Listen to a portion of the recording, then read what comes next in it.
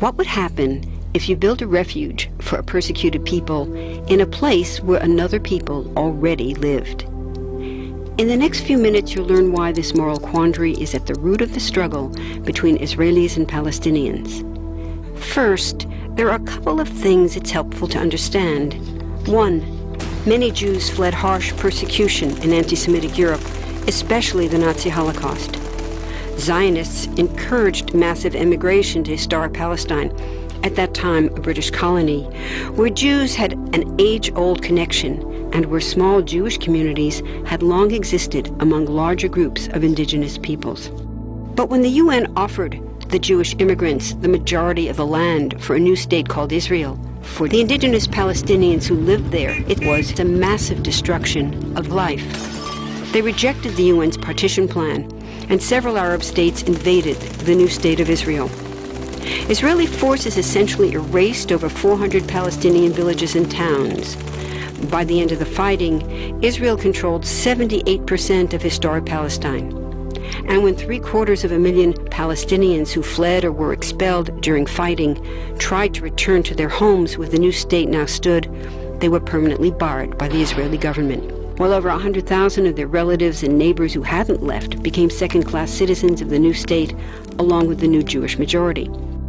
Today, Palestinian refugees and their descendants number in the millions.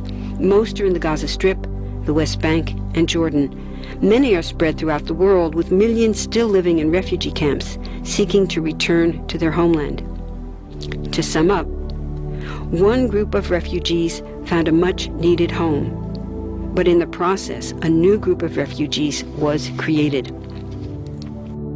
Here's the second thing to understand. Israel was founded as a Jewish state. But now ask yourself, what exactly does that mean? People had lots of ideas about what a Jewish state should look like. Some called for equality for all citizens. But what was created, in practice, was institutional discrimination against non-Jews. In other words, Israel ended up being built on a blueprint of exclusion. The Israeli government wants maximum land and resources for Jews, but not the Palestinians living there. That's why, inside Israel, Jews get special privileges, including rights to land and housing, that are denied to the Palestinian citizens, who make up 20% of Israel's population. That's also part of why Israel has never defined its borders. In fact, they still hold on to land, the West Bank and Gaza, that they conquered in the war in 1967. Since then, Israel has built Jewish settlements throughout the occupied West Bank, building Jewish-only cities and supplying them with infrastructure like roads and army camps, schools, and even a college. Military occupations are meant to be temporary, but after 40-plus years, this one looks permanent and entirely unjust. In the West Bank, Israeli Jewish settlers and Palestinians live on the same land, but must live under two completely separate and unequal systems of Israeli law. The Jewish settlers dominate the natural resources, including water and agricultural land, and they're backed by the Israeli army. To maintain the occupation, Israel has demolished thousands of Palestinian homes and orchards, confiscated Palestinian land, bombed a captive civilian population in Gaza, and punished resistance with raids, arrests, and assassinations, all to gain maximum land, while making life so difficult for Palestinians that they will either leave or be too afraid to resist. Palestinians have fought back. For decades, they tried to achieve national liberation through armed struggle. Some groups still do. But the majority now support popular protest instead.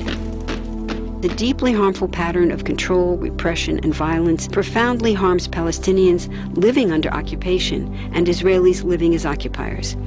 This must be broken to reach a peaceful and secure future for both peoples.